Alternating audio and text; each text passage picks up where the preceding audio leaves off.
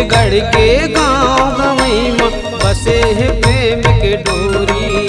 और छत्तीसगढ़ के गाँव गवई में बसे है माया के डोरी। और छत्तीसगढ़ के गाँव गवई में बसे है प्रेम के डोरी। और छत्तीसगढ़ के गाँव गवई में बसे है माया के डोरी। गाँव गली मन भावत हावय मणि मेला कस लागत हावय। गाँव गली मन भावत हावय मणि मेला कस लागत हावय। खेल खिलात खिलाड़ी मोर छत्तीसगढ़ के गाँव गवई में बसे है प्रेम के डोरी। मोर छत्तीसगढ़ के गाँव गवई में बसे है माया के डोरी।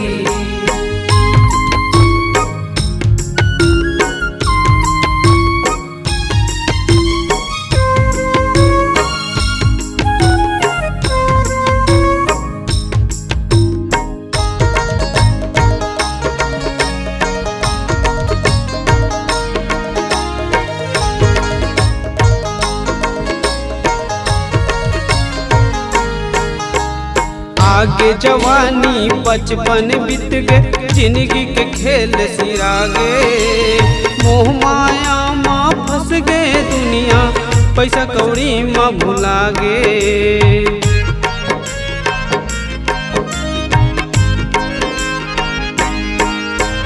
भौरा बाटी औ गिल्ली डंडा सुंदर गाँव के खेल हरे।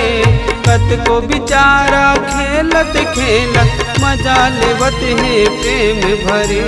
मटकन मटकन दही चटाका लौहा लाटा बन में काटा। सावन में कलेरा फूट चरचर विद्या गंगा जाप। गंगा ले गोदावरी आठ नांगा पागा। कुल्हान सिंह राजा आमक डारा टूट गए पठान पूरा झुट गए। मोर छत्तीसगढ़ के गाँव गवई में बसे है प्रेम के डोरी।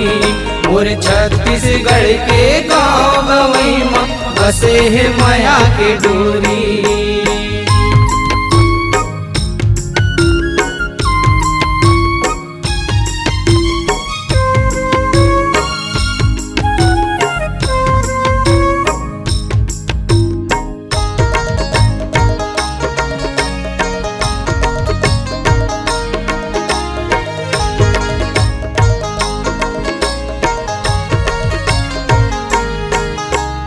डंडा पिचरंगा घलो खेलत है गाँव के सब संगवारी मन।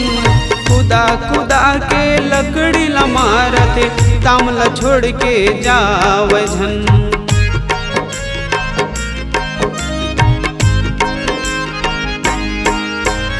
दाम देवैया मजा लेवत है एती ओती भागत है। हंसी ठिठोली मन हर साथ बचपन के दिन जावते।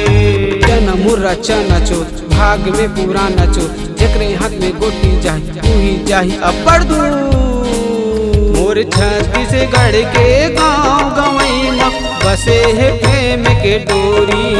मोर छत्तीसगढ़ के गाँव गवई में बसे है माया के डोरी। मोर छत्तीसगढ़ के गाँव गवई में बसे है प्रेम के डोरी।